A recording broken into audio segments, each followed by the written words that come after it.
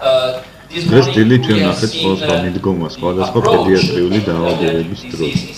და მე ვფიქრობ, რომ ჩვენ ამას ძალიან კარგად გავართვით თავი, რადგან ჩვენ კარგად გავიაზრეთ, თუ როგორ უნდა გამოვიყენოთ რაციონალური გზით დაბალი დოზების მედიკამენტები სხვადასხვა დაავადების დროს. და დღეს მე ასევე გესაუბრებით პრეკლინიკური კვლევის შესახებ, ეს გახლავთ ალერგიული ასთმის ცხოველურ მოდელებში დაბალი დოზის ციტოკინების ეფექტურობის შესწავლა. და დღეს მე ძალიან ამაყი და ბედნიერი ვარ, რადგან მაქვს საშუალება წარმოგიდგინოთ ჩვენი კლინიკური კვლევის შედეგები, რომელიც ეხლახანს გამოქვეყნდა იტალიის პედიატრიული საზოგადოების ჟურნალში. ეს გახლავთ ძალიან მაღალი იმპაქტ ფაქტორის მქონე ჟურნალი, რომელიც ინდექსდება ბევრ ბაზაში და ეს კლინიკური კვლევა ეხება დაბალი დოზების მედიკამენტების გამოყენებას ატოპიური დერმატიტის დროს. ეს გახლავთ ყველაზე გავრცელებული დაავადება ბავშვთაოსში, რომლის პრევალენტობა შეადგენს 20-30%. ეს არის აუტოიმუნური დაავადება. მისი პათოგენეზი მოიცავს კანის ბარიერული ფუნქციის დაქვეითებას, აგრეთვე მანკიერ წვეს, რომელიც იქმნება ინფექციით, ქავილით და კანის დაზიანებით. ამ კვლევას უძღვებოდა პროფესორი ელენა გალი, რომელიც რომის უნივერსიტეტში მოღვაწეობს და აგრეთვე იტალიის ჯანდაცვის ინსტიტუტი. ეს ორი ინსტიტუტი გახლავთ უმაღლესი დაწესებულებები ჩვენს ქვეყანაში. თქვენ უკვე იცით, თუ როგორ უნდა მოვიქცეთ სხვადასხვა დაავადების, მათ შორის ატოპიური დერმატიტის დროს. ეს გახლავთ გუნა ინტერლეიკინ 12 და გუნა ინტერფერონ გამა. ამ ორი მედიკამენტისთვის მოწოდებულია შემდეგი პროტოკოლი. 6 წელზე მეტი ასაკის ბავშვებში 15 წვეთი ორჯერ დღეში. უწყვეტად 8 თვის განმავლობაში. 6 წლამდე ასაკის ბავშვებში კი 8 წვეთი ორჯერ დღეში 8 თვის განმავლობაში. ძალიან კარგი მეთოდი დაბალი დოზების მედიკამენტების მისაღებად, როცა ერთზე მეტ მედიკამენტს ვიღებთ, გახლავთ წყლის ბოთლის მეთოდი. ეს გულისხმობს იმას, რომ ყოველდღიურ დოზას ამ მედიკამენტისას ჩვენ ვინახავთ წყლის ბოთლში. ამ შემთხვევაში ეს ნიშნავს 30 წვეთი გუნა ინტერლეიკინ 12 და 30 წვეთი გუნა ინტერფერონ გამა.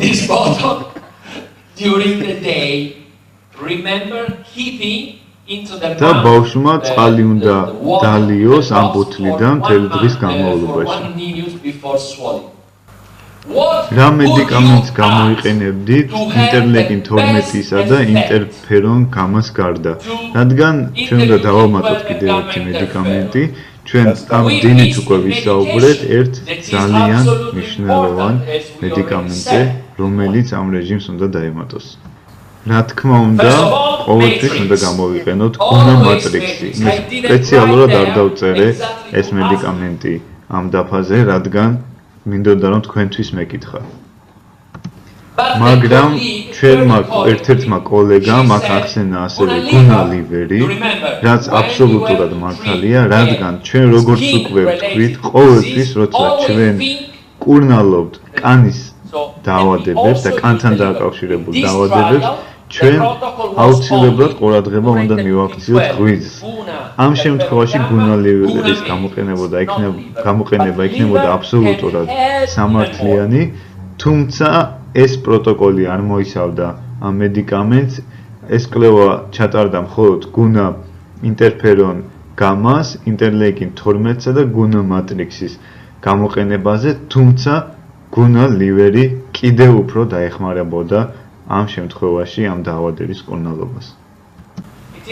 ეს გახლავთ რანდომიზებული კონტროლირებადი ორმაგი ბრმა ორეტაპიანი ექსპერიმენტული კვლევა, სადაც ბავშვები დაყოფილი იყო ორ ჯგუფად, თითო ჯგუფში 64 ბავშვი.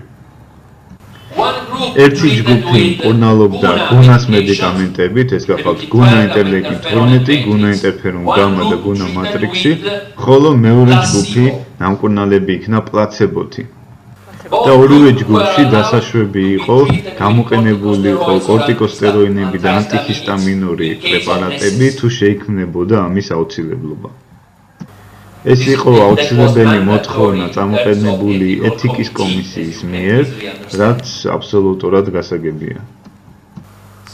ამ სლაიდზე წარმოდგენილია კვლევაში ჩართვის კრიტერიუმები და განსაკუთრებული კრიტერიუმია ატოპიური დერმატიტი სუბუქიდან საშუალო ხარისხამდე.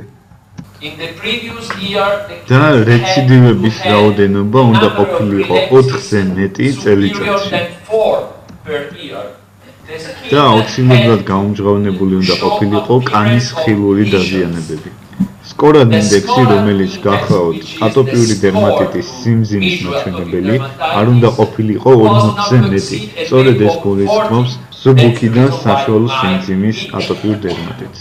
და ყველა ბავშვში დაავადება წარმოდგენილი უნდა ყოფილიყო მწვავე ფაზაში, რაც გულისხმობს თქვენი პაციენტების უმეტეს ნაწილს. კვლევიდან გამოსიშვის კრიტერიუმი სკორად ქულა 40-ზე მეტი.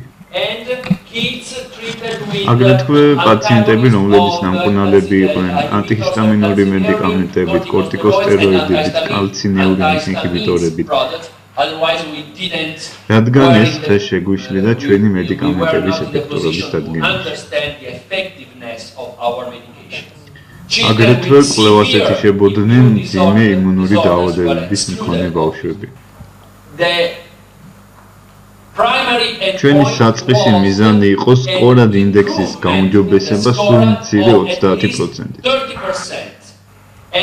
და ეს შედეგები არაჩვეულებრივად იქნა მიღწეული, როგორც სლაიდზე ხედავთ, სკორად ინდექსი გაუმჯობესებამ ტინ-9-სა და ტირ-8-ს შორის, ანუ მკურნალობის ბოლოს, მიაღწია 54%. ასევე ჩვენ განსაზღვრეთ მედიკამენტების მოგვიანებითი ეფექტები, როგორც ხედავთ, დაკვირვების პერიოდში დაავადების მიღების შეწყვეტის შემდეგაც კი სკორად ინდექსის გაუმჯობესებამ მიაღწია 64%-ს. როგორც ხედავთ, აღინიშნება სტატისტიკურად მნიშვნელოვანი სხვაობა გუნა მედიკამენტების ნამკურნალებ და პლაცებოს ჯგუფს შორის. With placebo. Okay. Also, the secondary endpoint were მეორე მნიშვნელოვანი პარამეტრი იყო ქავილი და ძილის დარღვევები და ამ პარამეტრების გაუმჯობესება, როგორც სლაიდზე ხედავთ, B ჯგუფში, ანუ გუნას მედიკამენტებით ნამკურნალებ ჯგუფში ეს გაუმჯობესება სტაბილური ხასიათისა, ხოლო პლაცებოს ჯგუფში ჯერ იზრდება, შემდეგ ისე მცირდება, რადგან ეს არის პლაცებო. ამისგან განსხვავებით, B ჯგუფში აღინიშნება აბსოლუტური სტაბილურობა და ეს პარამეტრები თანდათანობით მცირდება.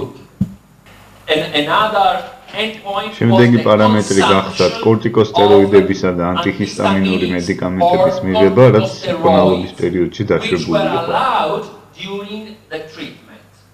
გუნას მედიკამენტებით ნამკურნალებ პაციენტებში სწრაფი მოქმედების მედიკამენტების გამოყენება 50%-ით ნაკლებ შემთხვევებში იყო საჭირო პლაცებოს ჯგუფთან შედარებით. ეს გახლავთ ძალიან მნიშვნელოვანი მაჩვენებლები, რომლებიც ხაზს გუნას მედიკამენტების ეფექტურობას. ხოთ ჩაინიშნოთ ეს სქემა, რადგან ძალიან მნიშვნელოვანია, რომ ჩვენს პრაქტიკაში თავიდან ავიცილოთ ჩვენი პაციენტების, რომლებიც ესე ხშირად გვხდება კორტიკოსტეროიდებითა და ანტიჰისტამინური მედიკამენტებით გადატვირთვა და ზოგჯერ უფრო მეტიც იმუნოსუპრესორული მედიკამენტების გამოყენება, მაგალითად როგორიცაა კალცინეურინის ინჰიბიტორები. და ეს ბლოკი ალერგიული დაავადებების შესახებ დასრულებულია და სანამ შემდეგ ბლოკზე გადავალთ, მე სიამოვნებით მოვისმენთ თქვენს შეკითხვებს. უზარმაზარი ინფორმაცია დოლას ძალიან საინტერესო და ძალიან უწიფრად მოწოდებული ეს ამხელა მასალა. პირველ რიგში, წინა მოხსენებასთან დაკავშირებით მინდა საერთოდ ამოჯერა, თქვენ იმოვარდეთ H1 და H2 პროპორციებზე, ანუ სინქრონულ დონეებზე ჩავიდი ვინი სინქრონულ დონეებზე. ახლა თქვენ როგორც თქვით, რომ H1 როცა მატულობს H2 მატულობს პირიქით, ეს არის ჩემი აზრით ცოტა სქემატურად წარმოქმნილი საკითხი. როგორც წესი, ორგანიზმში შეიძლება ორივე მომატებული იყოს და თანაც არც თუ პატარა ციფრებს. ამ საკითხს, TH2 ვიცით რომ პასუხისმგებელი არის ეოზინოფილურ რეაქციებზე. არსებობს ესეთი პათოლოგია, არსებობს კიდევ და ყველამ ვიცით ჰიპერეოზინოფილური ენდოკარდინიტი. რომლის დროსაც არა მარტო ჰიპერეოზინოფილია და უზარმაზარი რიცხვებია, იწყება 500 ერთეულიდან მიკროლიტრში, ასევე ამ დროს საკმაოდ მაღალი არის ინფლამატორული დონეები, ანუ ორივე ეს რგოლი არის ჰიპერრეაქტიული. ამ შემთხვევაში როგორ ხდება წონასწორობების დაცვა? გუნას პრეპარატებით ვიცით რომ გუნას პრეპარატები განაპირობებენ თუ ერთის ხმადებას მეორეს ხმადებას ამ პირიქით, ან თუ შეიძლება რომ აი ეს სიმეტრიულობა გუნას პრეპარატებით იქნას მიღწეული. ეს ერთი. საჭიროა თუ არა ასეთ შემთხვევაში რომელიმე რგოლის კლასიკური მედიცინის პრეპარატის დამატება, თქვათ ანასტეროიდის, ანსტეროიდული, კორტიკოსტეროიდის დამატება, ეს ერთი საკითხი. მეორე საკითხი მქონდა ანტიბიოტიკებთან დაკავშირებით. ანტიბიოტიკების თემა კლასიკურ მედიცინაშიც არის ძალიან მწვავე საკითხი. ძალიან დიდი მადლობა. მე ამ მოხსენებიდან დავინახე, რომ სრული თანხმოთრაა ბიორეგულაციურ მედიცინასა და კლასიკურ მედიცინას შორის. და რატომ? ანტიბიოტიკი მსუბუქი და საშუალო სიმძიმის პათოლოგიების შემთხვევაში თუ არ არის მკვეთრი, ძალიან გამოხატული ჩვენება, კატეგორიულად არ ინიშნება. მაგრამ ისიც წარმოვიდგენთ, ახლა ანტიბიოტიკების რაღაცა აპოკალიფსია და აღარ უნდა გამოვიყენოთ და ეს პრეპარატების საკმაოდ დიდი და მრავალფეროვანი ჯგუფი პირდაპირ ნაჩვენებია თუ არის დაუშვათ ვირუსული პნევმონიის დროს ის რომ არ უნდა დაინიშნოს ანტიბიოტიკი ან დაუშვათ საურონეოზი როცა არის მსუბუქი და საშუალო მიმდინარეობს აბსოლუტურად უკუნა-ჩვენებია ამ შემთხვევაში ანტიბიოტიკები, მაგრამ ახლა არც ერთი კლასიკოსი ექიმი არ იგავებს და იკამათებს. ის რომ პრებიოტიკები და პრობიოტიკები უნდა დაინიშნოს, ესეც არახალია და ძალიან დიდი მადლობა ბიორეგულაციურ მედიცინას და მხარდაჭერისთვის. ასე რომ ამ შემთხვევაში უბრალოდ მე მადლობელი ვარ ესეთი საინტერესო პრეპარატების წარმოქმნისთვის, თუმცა იგივეს ვეთანხმებით კლასიკოსი მედიცინის მუშაკები მკურნალობის აი ამ საკითხში. რაც შეეხება მესამეს. The question is. So they have three questions and. აი ეს უშუალოდ ძალიან პრაქტიკული შეკითხვა. თქვენ რომ იყო აუცილებელი, თქვათ კორტიკოსტეროიდების ან ანტიჰისტამინების გამოყენება რა ხანგრძლივობით და რა იყო ეს აუცილებლობა რომ დაგვიკონკრეტოთ ეს საკითხი რა. დავიწყოთ პირველი შეკითხვით. გვხდება ისეთი შემთხვევებით, როდესაც მომატებულია როგორც TH1 უჯრედების, ასევე TH2 უჯრედების აქტივობა. და ასეთი შემთხვევები დამახასიათებელია ზოგიერთი პათოლოგიისთვის. ასეთ პაციენტებში, გარდა მოცემული სურათისა, ასევე დამახასიათებელია T უჯრედების ერთ-ერთი ქვეჯგუფის დაუნრეგულაცია, ანუ აქტივობის დაქვეითება. ეს გახლავთ T რეგულატორული ლიმფოციტები. ეს ლიმფოციტები ჩართული გახლავთ იმუნური ტოლერანტობის განვითარებაში. მათ აქვთ უნარი გააკონტროლონ როგორც TH1, ასევე TH2 უჯრედები. კონკრეტული ციტოკინის მეშვეობით ეს გახლავთ TGF-β, რომელიც აინჰიბირებს ანთების საწინააღმდეგო მატრანსფორმირებელ ფაქტორს. თქვენ მიერ წარმოდგენის შემთხვევაში რეკომენდირებულია გამოვიყენოთ გუნა TGF-β 20 წვეთი, ორჯერ დღეში, 2 თვის განმავლობაში. მანამ სანამ დავიწყებდეთ ან TH1-ის, ან TH2 უჯრედების გასაკონტროლებლად საჭირო ციტოკინების გამოყენებას. ეს გახლავს წინასწარი მკურნალობა, რათა გავაკონტროლოთ როგორც TH1, ასევე TH2 უჯრედების ჭარბი აქტივობა. და ამის შემდეგ თქვენ უკვე შეგიძლიათ დაიწყოთ სპეციფიკური მკურნალობა, მაგალითად როგორც ატოპიური დერმატიტის დროს გუნა ინტერლეიკინ 12, გუნა ინტერფერონ გამა და გუნა მატრიქსი. პირველ შემთხვევაში დავაკონკრეტებდით, ალბათ ეხლა მე ისეთი დიაგნოზი ვთქვი, ჰიპეროზონიკული ენდოკარდიტი, რომ თუ გავთვალისწინებთ კლასიკურ მედიცინასაც მხოლოდ გუნას პრეპარატებით, ეს დროში გაწერილია 2 თვე მინიმუმ უნდა რწმუნდას. მაშინ ენდოკარდიტი იქნება 100%-იანი ჩამოყალიბებული, თუ არ დავიწყებთ კორტიკოსტეროიდებზე და ამის პარალელით. ესეთი. მეორე პრინციპში შეგიძლია რომ ეს იყო მადლობა, რომ იგივე სტიპრობს კლასიკური მედიცინა ანტიბიოტიკებთან დაკავშირებით. ჩემი წარმოდგენილი სქემა ეხებოდა არა კონკრეტულად ეოზინოფილურ ენდოკარდიტს, არამედ ზოგადად ისეთ დაავადებებს, რომლის დროსაც მომატებულია როგორც TH1, ასევე TH2 უჯრედების აქტივობა, რაც შეეხება კონკრეტულად ეოზინოფილურ ენდოკარდიტს, რა თქმა უნდა, ამ დროს შეუძლებელია თავიდან ავიღიდოთ როგორც კორტიკოსტეროიდების, ასევე ანტიბიოტიკების გამოყენება, რადგან ჩვენ აქ ძალიან მნიშვნელოვანი პრობლემის ვაწყდებით, თუმცა დაბალი დოზების მედიცინის მედიკამენტების გამოყენებით ჩვენ შეგვიძლია შევამციროთ მიღებული მედიკამენტების დოზირება ან მათი მიღების ხანგრძლივობა და ამ კომბინაციით კიდევ უფრო ეფექტური გავხადოთ ჩვენი მკურნალობა.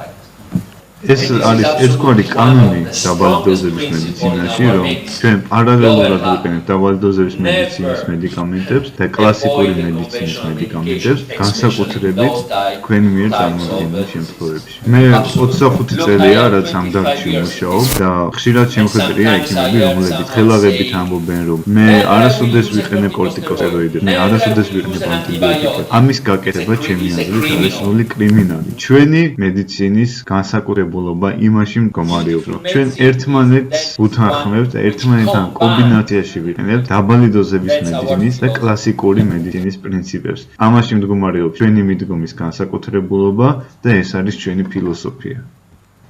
როგორც ხედავთ, ჩვენ ნახეთ დაბალი დოზების მედიცინის ალერგოლოგიაში კლინიკური გამოყენება. ეხლა კი ჩვენ ვცვლით ჩვენი საუბრის თემას და ვუბრუნდებით დაბალი დოზების მედიცინის ფუნდამენტურ პრინციპებს. დაბალი დოზების მედიცინა მომდინარეობს სამი მთავარი ფესვიდან. ერთ-ერთი გახლავთ მოლეკულური ბიოლოგია, აგრეთვე ფსიქო-ნეირო-ენდოკრინო-იმუნოლოგია და ჩვენ ახლა ამ საკითხზე ვისაუბრებთ და მესამე ნანოფარმაკოლოგია. ჩვენ როგორც უკვე აღვნიშნეთ, ჩვენ ვიყენებთ ძალიან დაბალ დოზებს, ეს გახლავთ ნანოგრამები და ფენტოგრამები. და დაბალი დოზების მედიცინა მომდინარეობს ძალიან საინტერესო პრინციპიდან. ორგანიზმში აღადგინოთ ფიზიოლოგიური მდგომარეობა იმავე ნივთიერებების გამოყენებით, რომლებიც ჩვეულებრივ მართავენ ამ ფიზიოლოგიურ პროცესებს, მაგალითად სასიგნალო მოლეკულები. 60-იანი წლებიდან აქტიურად დაიწყო კვლევები ამ ნივთიერებების მომავალში პოტენციურად მედიკამენტების სახით გამოყენებაზე, თუმცა გარკვეულ ეტაპზე ეს კვლევები შეჩერდა, რადგან ისინი წააწყდნენ ძალიან დიდ ბარიერს, ეს გახლავთ გვერდითი მოვლენები, რომელიც ვლინდება ამ მედიკამენტების ჩვეულებრივ ფარმაკოლოგიურ დოზებში გამოყენების დროს. სასიგნალო მოლეკულები მჭიდროდ არის დაკავშირებული ფსიქო-ნეირო-ენდოკრინო-იმუნურ პარადიგმასთან და მე მინდა რომ გარკვეული დრო დავხარჯო სწორედ ამ საკითხზე და ამ პარადიგმაზე სასაუბრო. როგორც სლაიდზე ხედავთ, მე ეს კავშირი წარმოვადგინა ვერტიკალური ღერძის სახით, რათა უფრო თვალნათლივ წარმომედგინა ის კონცეფცია, რომ ჩვენ შევდგებით გონებისგან, ანუ P და N და სხეულისგან, ანუ E და I. შემთხვევითი არ არის, რომ ცენტრალური ნერვული სისტემა და ავტონომიური სისტემა, აგრეთვე ენდოკრინული სისტემა და იმუნური სისტემა ერთ მთლიანობაში იწოდება როგორც ჰომეოსტაზური კონტროლის სისტემა. სხვა სიტყვებით რომ ვთქვათ, ამ სისტემას გააჩნია უნარი ჰომეოსტაზურ დიაპაზონში შეინარჩუნოს სასიცოცხლოდ მნიშვნელოვანი პარამეტრების მაჩვენებლები. ჰომეოსტაზის კონცეფცია, ანუ ბალანსი და წონასწორობა გახლავთ უმნიშვნელოვანესი საკითხი დაბალი დოზების მედიცინაში.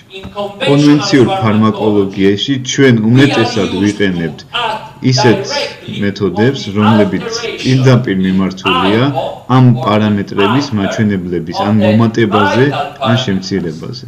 და ჩვენ გვაქვს არაჩვეულებრივი მედიკამენტები, რომლებიც შეგვიძლია გამოვიყენოთ ზოგიერთი მწვავე დაავადების დროს.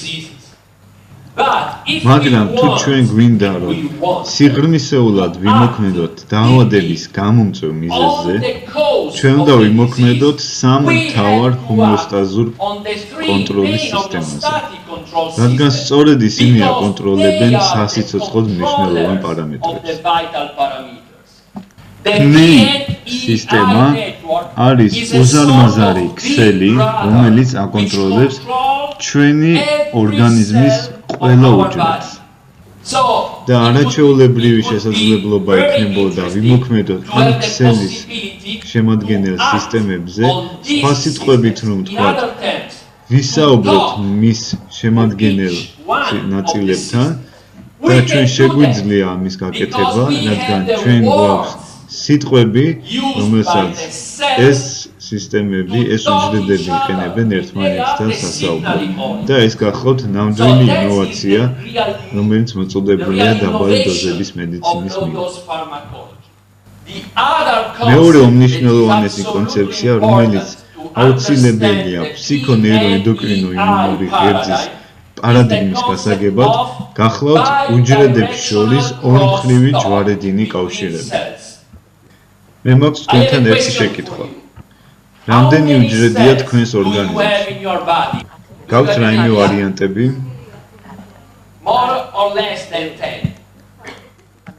ერთ-ერთმა გიჟმა მეცნიერმა დათვალა მათი რაოდენობა და ეს არის უჯრედების რაოდენობა თქვენს ორგანიზმში. 40,000 მილიარდი.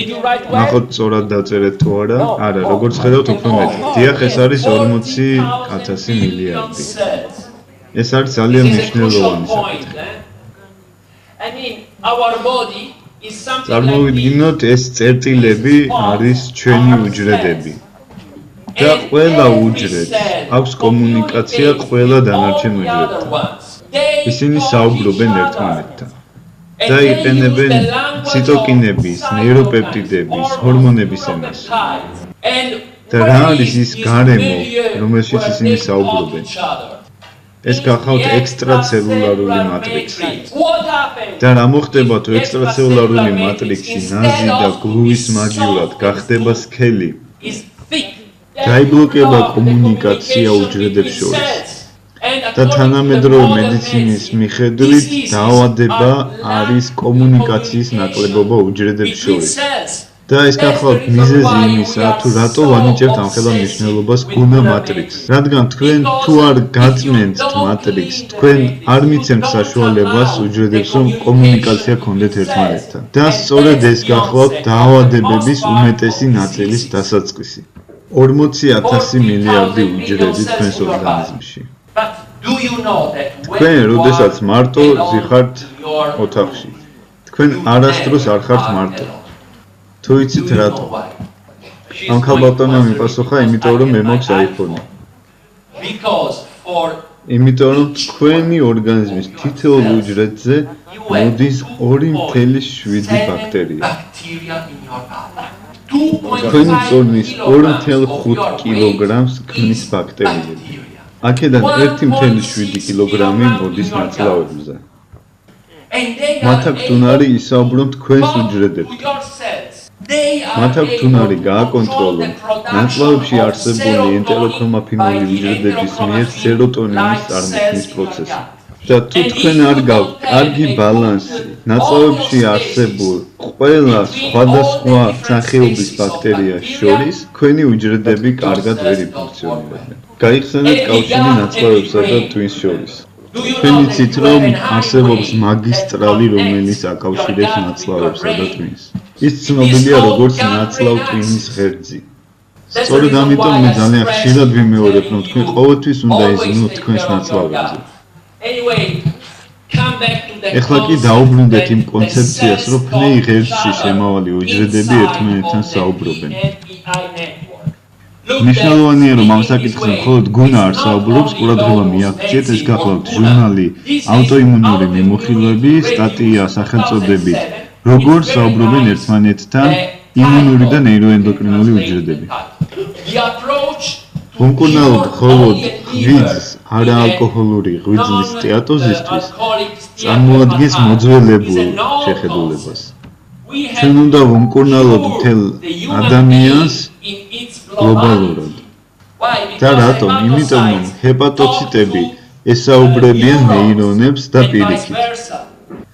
დააკვირდით ამ არაჩვეულებრივ სტატიას.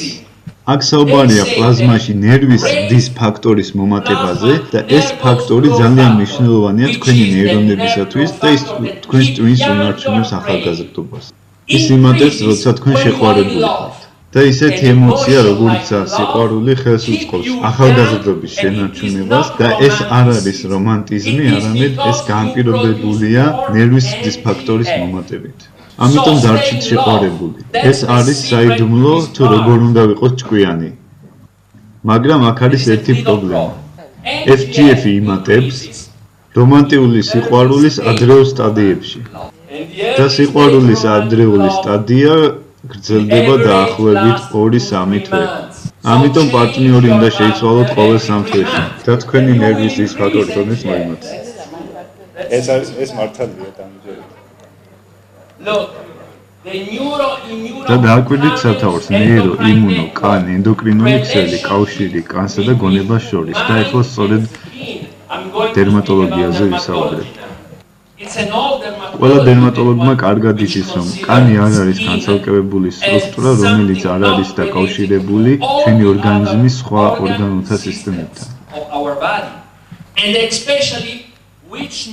და ყველამ კარგად იცის, რომ კანი დაკავშირებულია ფსიქონეირო-ენდოკრინო იმუნურ სისტემასთან.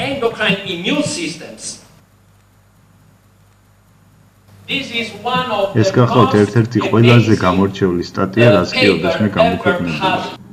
დერმატოლოგიის საერთაშორისო ჟურნალი, რომელიც ძალიან მნიშვნელოვანია ამ სფეროში. და სათაურში დასმულია შეკითხვა. შეუძლია თუ არა ტვინს შეანელოს კანში მიმდინარე ანთება. და ქვესათაურში მოცემულია ალფა მელანოციტ მასტიმულირებელი ჰორმონის, ანუ ალფა MSH-ის გაკვეთილი. ჩვენ დარწმუნებული ვიყავით, რომ ალფა MSH-ი ასტიმულირებს მელანოციტებს, რომ მათი წარმოქმნან მელანინი, მაგრამ ეს გახლავთ ერთ-ერთი იმ ასობით ფუნქციისგან, რასაც MSH-ი ასრულებს. ეხლა კი ნახოთ რა აღმოაჩინეს ამ მკვლევარებმა. თუ თქვენ ალფა MSH შეიყვანთ ტვინის პარკუჩებში, განუწამებში კანში შეწყდება ანთებითი პროცესი, რომელიც ექსპერიმენტულად ინდუცირებული იქნა მაგალითად კაპსაიცინის მეშვეობით. სწორედ ეს გახლავთ ჯვარედინის საუბრები. თქვენ ნივთიერება შეკავთ ცენტრალურ ნერვულ სისტემაში და ანთება ხდება კანში. და ეს სხვა არაფერია თუ არა ჯვარედინის საუბრები. ამიტომ ძალიან მნიშვნელოვანი და აუცილებელია, რომ ყოველი დაავადება განვიხილოთ ფსიქონეიროენდოკრინო იმუნოლოგიური თვალსაზრისით. ეხლა კი დავიწყოთ საუბარი ვიტილიგოს შესახებ. ეჭვგარეშეა, რომ ეს არის ფსიქონეიროენდოკრინო იმუნური დაავადება. ეს არის თანამედროვე დერმატოლოგიის მოსაზრება. ყველა დერმატოლოგმა იცის ამის შესახებ, მაგრამ ყველა მათგანმა არ იცის, რომ უკვე არსებობს ისეთი საშუალებები, რომლებიც სწორედ ამ საკითხზე მოქმედებენ და ეს გახლავთ სწორედ ჩვენი დაბალი დოზების ფარმაკოლოგია. სიტყვები, რომლითაც შეგვიძლია ვესაუბროთ იმუნურ სისტემას, ცენტრალურ ნერვულ სისტემას, ენდოკრინულ სისტემას და ასე შემდეგ. და ეს გახლავთ ჩვენი ფუნდამენტური დებულება და კოლეგებო, გთხოვთ, ყოველთვის გახსოვდეთ, რომ ყველა დაავადება არის სისტემური დაავადება. ეხლა კი მინდა წარმოგიდგინოთ ორი პროტოკოლი, ერთი გამოიყენება ვიტილიგოს დროს, ხოლო მეორე ვულგარული ფსორიაზის დროს. ყავთ თუ არა ვიტილიგოს მქონე პაციენტები? დიახ, რა თქმა უნდა. მე ამაზე ვმუშაობ უკვე 4 წელია პროფესორ ლოტისთან ერთად და ჩემი აზრით ის გახლავთ ვიტილიგოს მსოფლიოში საუკეთესო სპეციალისტი.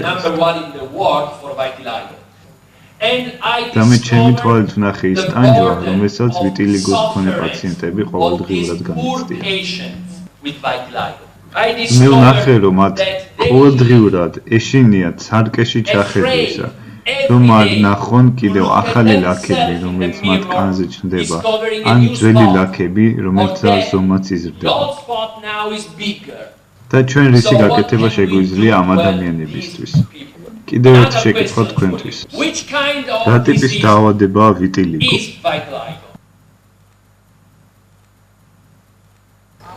სისტემური, დიახ, აუტოიმუნური, ძალიან კარგი. ანთებითი, ძალიან კარგი. ეს სამი კომპონენტი. თუ თქვენ ჩაიხედავთ ამ პაციენტების იმუნურ სისტემაში, აუტოიმუნურობის გამო, თქვენ ნახავთ TH1 და TH17 უჯრედების მომატებას. TH1 ლიმფოციტები ძირითადად პასუხისმგებელია ანთებით პროცესებზე, ხოლო TH17 ლიმფოციტები აუტოიმუნურ პროცესებზე. დააკვირდით ჯვარედინს საუბრებს უჯრედებს შორის. მათი ჰიპერრეაქტიულობის გამო ისინი ჭარბად წარმოქმნიან TNF-ალფას, ანუ სიმსივნის ნეკროზის ფაქტორ ალფას. ეს გახლავთ ერთ-ერთი ყველაზე ძლიერი პროანთებითი ციტოკინი, რომელსაც ასევე შეუძლია აპოპტოზის გზით სამიზნე უჯრედების მოკლა.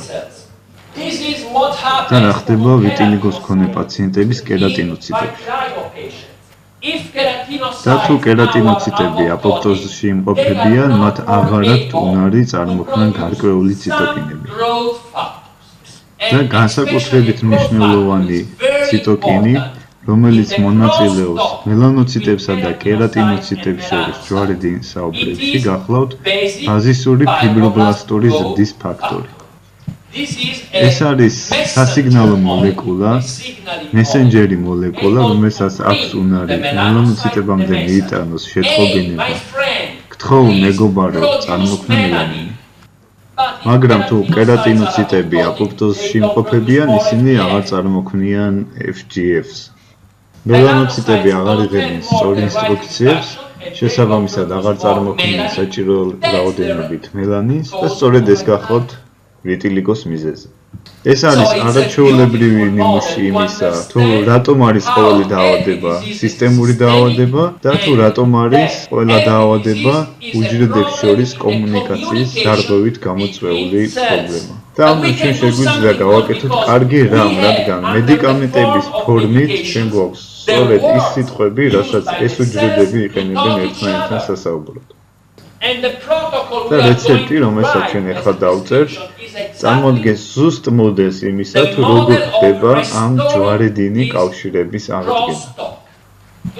და საინტერესოა, თუ რატომ არის მომატებული TH1 და TH17 უჯრედები ვიტილიგოს მქონე პაციენტებში.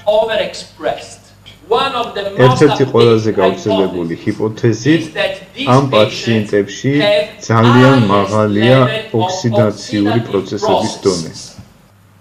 თუ იცით, როგორია ვიტილიგოს პრევალენტობა თქვენს ქვეყანაში? მეტნაკლებად, თქვენი მოსახლეობის 0,2-0,3%. თუ იცით, როგორია ვიტილიგოს პრევალენტობა ინდოეთში? 8%. ეს დრამატულია. ეს არის სოციალური პრობლემა. ვიტილიგოს მქონე ქალბატონებს არ შეუძლიათ დაქორწინება. და თუ ერთ დღესაც თქვენ კანზე აღმოგაჩნდებათ ვიტილიგოს ლაქა, ეს შეიძლება გახდეს ქმართან თქვენი განშორების მიზეზი. და რატომ არის საქართველოში 0,2-0,3%, ინდოეთში კი 8%? არის თუ არა ვიტილიგო გენეტიკური დაავადება? ჰომოზიგოტური ტყუპების მხოლოდ 23%-ში ერთდროულად ვითარდება ვიტილიგო. და ეს არ არის სტატისტიკურად მნიშვნელოვანი. ასე რომ, ეს თუ არ არის გენეტიკური, მაშინ უნდა იყოს ეპიგენეტიკური. which are the two დაგახლავთ main დაავადებებში causes ეპიგენეტიკური of ცვლილებების epidemic ძირითადი onset მიზეზი. in some diseases. Drugs or მედიკამენტები თუ საკვები. food. In India, ინდოეთში they eat იკვებებიან ძალიან ბევრი მწარე საკვებით. spices. And და especially მათ შორის one გამორჩეული spice მწარე პროდუქტი that არის is კურკუმა. curcuma. მარტო Everybody ყველა knows მიცის, that რომ კურკუმინი არის curcumin ანტიოქსიდანტური is an ნივთიერება. antioxidant substance. So, ეს კი ცოტათი Alexandra, we დამაბნეველია don't ჩვენთვის. understand now because ეს იმიტომ, რომ კურკუმინი არის is a საკმაოდ strange უცნაური substance. ნივთიერება. If you დაბალ use დოზებში just a გამოყენებისას little, ის მოქმედებს როგორც it works ანტიოქსიდანტი. as antioxidant. If you use მაგრამ მაღალ დოზებში big გამოყენებისას ის amounts, მოქმედებს it როგორც acts as a ძალიან very საშიში პროოქსიდაციური ნივთიერება. pro-oxidant. This is nowadays ეს გახლავთ ყველაზე აღიარებული ჰიპოთეზა ინდოეთში ვიტილიგოს ასე მაღალი გავრცელების ასახსნელი. Okay, so ასე რომ რისი გაკეთება შეგვიძლია ვიტილიგოს მქონე პაციენტებისთვის. ეხლა კი ერთავს თქვენი დახმარებით დავწეროთ რეცეპტი ამ პაციენტებისთვის. This what? Matrix. Okay, მატრიქსი ყოველთვის ხარგია, ძალიან მოხარული ვარ. Yes, you can დიახ, also თქვენ use აგრეთვე ანტიოქსიდანტების გამოყენებაც შეგიძლიათ. კარგი, დავუსვათ კითხვა. არის თუ არა ვიტილიგო as disease of a უჯრედებს შორის in the ჯვარედინის საუბრების დარღვევით გამოწვეული პრობლემა. კერატინოციტები აღარ წარმოქმნიან საჭირო რაოდენობით FGF-ს, რომ მოახდინონ მელანოციტების სტიმულაცია. დავუშვათ, მე ვარ კერატინოციტი. ეს ქალბატონი კი მელანოციტი. როგორ შემიძლია უთხრა მას, რომ წარმოქმნას მელანინი? In Italian, იტალიურად? არა. არაბულად? არა. რა თქმა უნდა, FGF-ის საშუალებით. ასე რომ, პირველი მედიკამენტია უნა FGF-ი. 20 წვეთი ორჯერ დღეში 6-9 თვის განმავლობაში. ამ გზით თქვენ აღადგენთ სწორ ჯვარედინს საუბრებს კერატინოციტებსა და მელანოციტების შორის. მაგრამ თუ თქვენ გამოიყენებთ მხოლოდ FGF-ს, იქნება ეს თუ არა მხოლოდ შედეგზე მოქმედება და არა სიღრმისეულად გამომწვევზე. და სად არის ეს სიღრმისეული მიზეზი? ეს მოცემულია ამ სლაიდის მარჯვენა მხარეს. ეს გახლავთ TNF ალფას შტორმი. და ჩვენ მოკლე დროში ვისწავლით თუ როგორ უნდა შევეწინააღმდეგოთ TNF ალფას შტორმს აქ ჩამოთვლილი 3 მედიკამენტის კომბინირებული გამოყენებით. მოგვიანებით თითოეული მათგანის შესახებ ცალკე ვისაუბრებთ, მაგრამ ეხლა მინდა მოგცეთ გარკვეული მინიშნებები მათ შესახებ.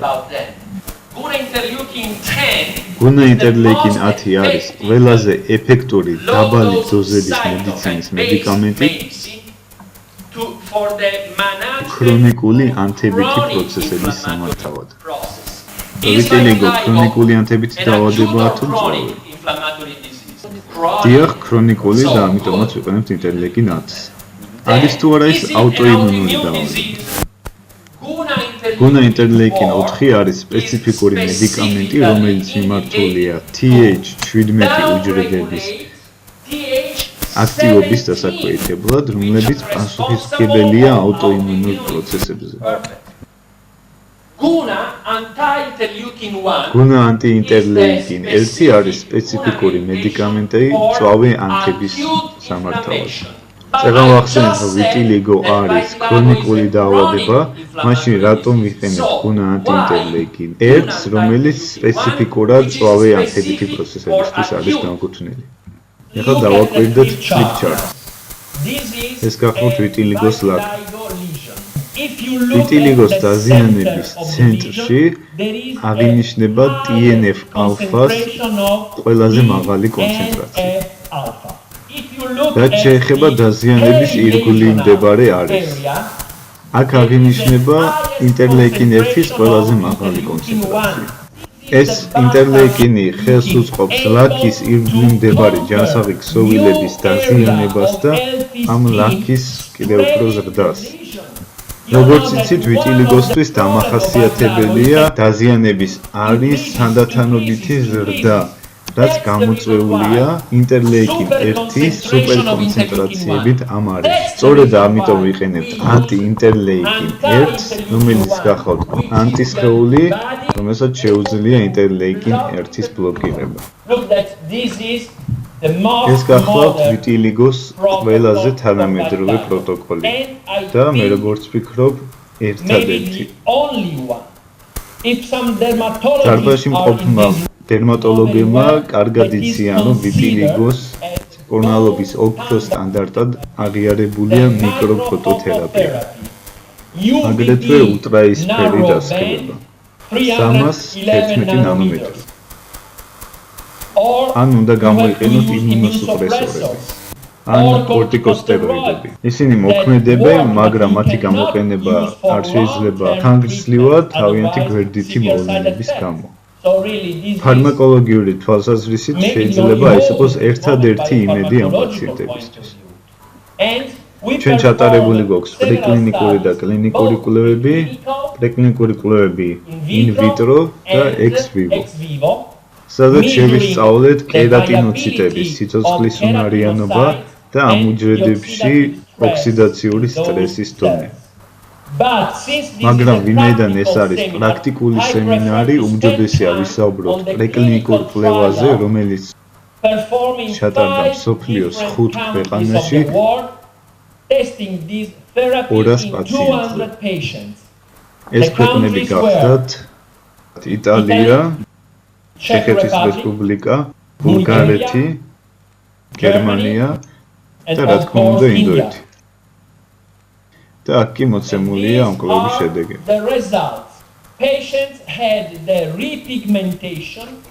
და პაციენტების 74-დან 90%-ში აღინიშნებოდა რეპიგმენტაცია. და გამოვლინდა ამ ლაქების და დაზიანების ზრდის 100%-იანი შეჩერება. თქვენ ამ შედეგებს ვერასოდეს მიაღწევთ მიკროფოტოთერაპიით, იმუნოსუპრესორებით ან კორტიკოსტეროიდებით. ამიტომ თუ თქვენ გყავთ ვიტილიგოს მქონე პაციენტები, ხვალიდანვე დაიწყეთ ამ ახალი თერაპიის გამოყენება, რადგან თქვენ შეიძლება ამით მათი ცხოვრება შეცვალოთ და მათ ახალი იმედი მისცეთ. როგორც იცით, სამწუხაროდ მაიკლ ჯექსონი გარდაიცვალა 7 წლის წინ და მას ჰქონდა ვიტილიგოს საშინელი ფორმა.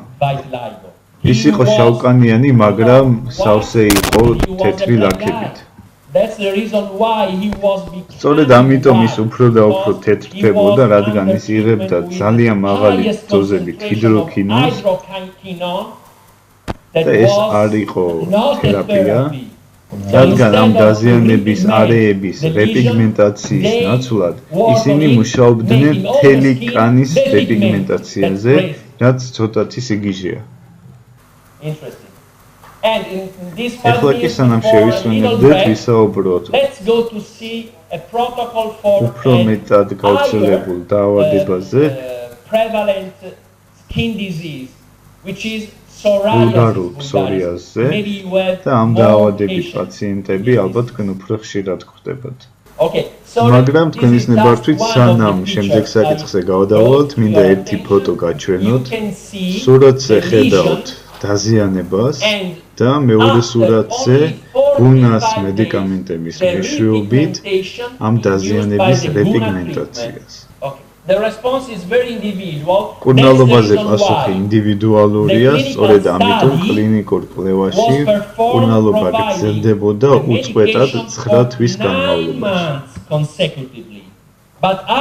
მაგრამ მე გირჩევთ მკურნალობის პირველი ციკლი დაიწყოთ მედიკამენტი 3 თვის განმავლობაში მიღებით.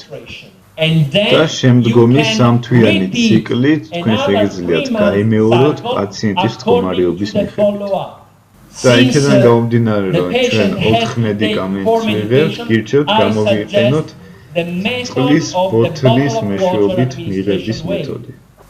და მე ძალიან ბედნიერი ვარ, რომ მაქვს შანსი წარმოგიდგინოთ ეს შედეგები. ყველა მედიკამენტი წარმოდგენილია 30 მილilitrიან ბოთლში. და უბრალოდ წარმოდგენა რომ გქონდეს ერთი ბოთლი ამ რეჟიმით საკმარისია 23-24 დღის განმავლობაში. ეხლა კი გადავიდეთ შემდეგ საკითხს. რა ტიპის დაავადებაა ვულგარული ფსორიაზი? კანის დაავადება მართალია, მაგრამ არა მხოლოდ კანის, სისტემური. და არის თუ არა ანთებითი დაავადება. დიახ, ის არის დაბალი გრადაციის ქრონიკული სისტემური ანთებითი დაავადება. აგრეთვე არის თუ არა ის აუტოიმუნური დაავადება. აქაც იგივე სურათია TH1 და TH17 უჯრედების ჭარბი აქტივობა. იმუნოლოგიური თვალსაზრისით პროცესში ჩართული აგრეთვე TH22 უჯრედები ყოველი შემთხვევისთვის S3 ქვეჯგუფი გახლავთ პროანთებითი ლიმფოციტები. ისინი წარმოქმნიან ციტოკინებს, რომლებიც უტევენ კერატინოციტებს. ეს კერატინოციტები თავის მხრივ წარმოქმნიან პროანთებით ციტოკინებს, რაც ნიშნავს იმას, რომ კერატინოციტები მოქცეული არიან ამ პროანთებითი ციტოკინების შტორმში. და რაც ყველაზე ცუდია, კერატინოციტები იწყებენ თვითმკვლელობას. არა იარაღით, არამედ ინტერლეიკინ 18-ის წარმოქმნით. და ინტერლეიკინ 18 თავის მხრივ კიდევ უფრო ააქტიურებს პროანთებით ლიმფოციტებს და ეს გახლავთ მანკიერი წრე. და ჩვენ უნდა გავწყვიტოთ ეს მანკიერი წრე. შემდეგი მეთოდები. რომელიც გულისხმობს 3 ინტერლეიკინის კომბინირებულ გამოყენებას. და გთხოვთ ჩაინიშნოთ ეს სქემა, რადგან ხვალიდან ხშირად დაგჭირდებათ მისი გამოყენება. კვლავ გუნა ინტერლეიკინ 10, რადგან ჩვენ უნდა გავაკონტროლოთ ქრონიკული ანთება.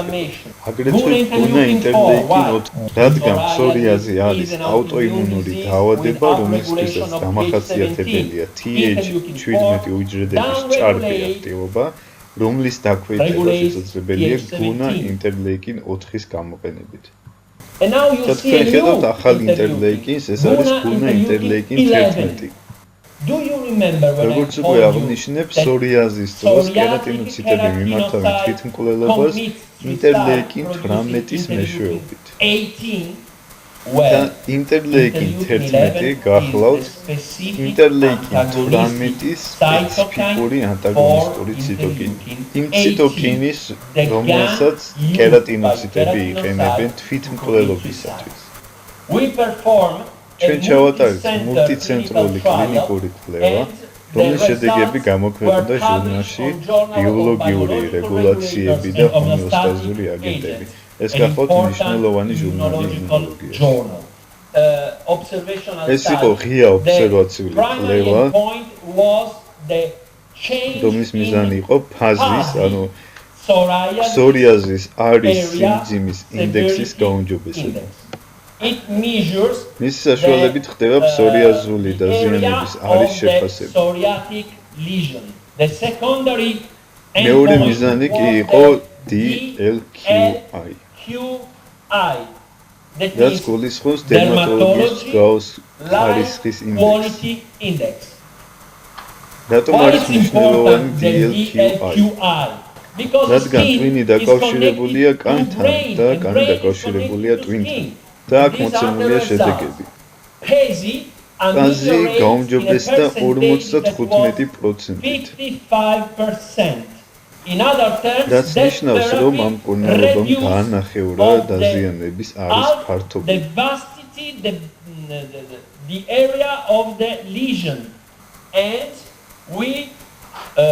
აგრეთვე DLQI გაუმჯობესდა 56%-ით. რაც ნიშნავს, რომ ამ პაციენტებისთვის სარკეში ჩახედვა, თავიანთ იმდაბზე დახედვა ძველებურად მძიმე აღარ იყო. ფსორიაზის დროსაც ალტერნატივებია კორტიკოსტეროიდები ან იმუნოსუპრესანტები. What can we want to do? რა თქმა უნდა, ამ მედიკამენტების მთელი ცხოვრების You will not have any პაციენტებისთვის addition ძალიან to the რთული therapy იქნება. from the patient.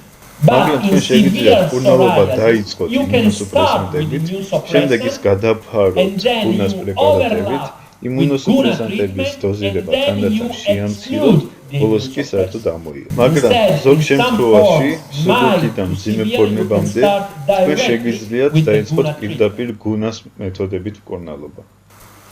ჩემი Personally, პირადი I აზრით, think that იქედან გამომდინარე, since psoriazული psoriatic patients პაციენტები are mainly უმეტესად არიან intoxicated ინტოქსირებული. patients, თქვენ if you თუ ასევე also გამოიყენებთ consider გუნა guna ლივერს ან matrix გუნა and მატრიქსს, liver, you თქვენ კიდევ უფრო boost the დააჩქარებთ effect ამ of მედიკამენტების these ეფექტურობას. cytokines. And I would expect და an ამგვარად improvement შესაძლებელია of აქ both მოცემული primary ორი and მიზნის secondary მიღწევა. endpoints.